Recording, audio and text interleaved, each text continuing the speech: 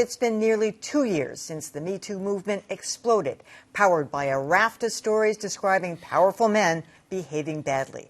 Now we're seeing another kind of Me Too coverage, reassessment, that asks whether the punishment fit the crime. But as a recent New Yorker profile of Al Franken shows, it's a fraught topic for the media. Adam Riley has more. I probably like Ted Cruz more than most of my colleagues, and I hate Ted Cruz. Al Franken used to be a rising political star, a comedian turned senator who could work the media and the halls of power. Senator Franken, I'm not able to answer that. In late 2017, though, conservative talk show host Leanne Tweeden accused Franken of sexually inappropriate conduct when they worked together on a USO tour. And he puts his tongue in my mouth, and his mouth is just wet and slimy. Then 7 other women came forward, and Franken was forced to resign in disgrace. But now the New Yorker's Jane Mayer says Franken got a raw deal. The whole thing happened very, very fast. And Mayer says parts of Tweeden's account don't hold up, like her claim Franken wrote one skit so he'd have an excuse to kiss her repeatedly.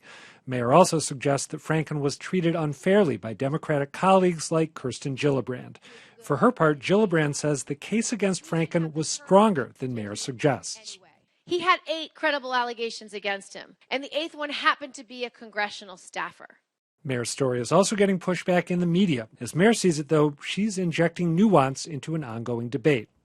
For the Me Too movement to not be turned into something trivial, it's important that it keep in mind proportionality and due process and fairness. Which may be easier in hindsight than in the heat of the moment. And just for a little perspective, Jane Mayer was also one who really jumped on the Brett Kavanaugh bandwagon. She was all over that story in a very critical way. I read all of this story, and if you believe the research she did, I mean, it sounds like Leanne Tweeden's original story was off. I mean, he didn't write the script with her in mind. The script was years and years old. And by the way, that photograph of him allegedly going after the breast, that was part of the skit also. There was this really distasteful skit. I'm not going to get into the details, but that was part of the thing, that like, he was pretending to be a doctor to do a breast exam or something. It's stupid. But they played that out every single day. So he was doing it again in that photo. Stupid, tasteless. But there was a lot of nuance in the reporting of it. And I came away kind of thinking, of course I thought so in the beginning, that this was not really a resignable offense. You know, Jane Mayer's a great reporter. I'm not going to dispute any of the reporting that she did. What troubled me about it is, first of all, she went into this monumental detail about the Leanne Tweeden aspect of it and really didn't say much about the 7 other women. The other thing that bothered me about this is that I think that everyone has conceded from the beginning that what Al Franken did was not as bad as what some of the other men caught up in the Me Too movement did. The question is, where is the boundary? What's acceptable? There was actually a very good line near the end of her story. I forget who she quoted, but somebody said, you know, what was acceptable in 2006 isn't necessarily acceptable today, and there are people who are going to get caught on the wrong side of that line. And too bad for Al Franken, but I'm not that sympathetic. Well, nor am I. If Jane Mayer's being criticized for somehow trying to resurrect and being sycophantic to Al Franken. I read her story, every word. I didn't find myself growing more sympathetic to me. He comes off as kind of creepy, or as you noted in the piece there, slimy, at least from his, well, let's not go any further with that. But and as far as the Me Too movement goes, it's not an original observation to say that there have been some issues raised about exactly what the lines are, and women should be believed. That sounds good, but what does that really mean when you're talking about justice and due process and everything? For me, the takeaway from the story was about none of that. It was about how members of the United States Senate, a legislative body specifically designed to be highly deliberative, insulated from public fever or mass outcry of any kind, because they get 6-year terms, they were stampeded. Yep. And their quotes tell the story. They wanted to testify before an ethics committee. They wouldn't even give him a hearing. Yep. And that was disturbing.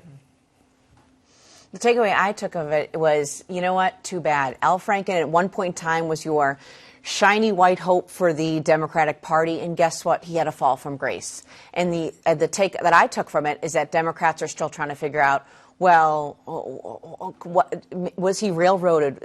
You know what? The Me Too movement is about women finally being able to find their voices, and I'm glad for it.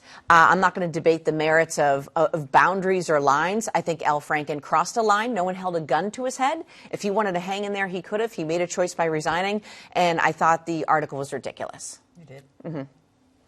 Jane Mayer is too fine a journalist to just be dismissed. Perhaps if this was a piece done by somebody else, we might have a different take. But because of who she is and how, and we know her work ethic and what she brings to it, I have to, pay some attention to this. Though I'm with Dan, I would like for her, because that is her skill, to dive deeply into those other 7. At least give me another one to, know the story a little bit more about it. So that's what leaves me a tiny bit, not uneasy, I won't even say that. It just leaves me kind of puzzled, actually.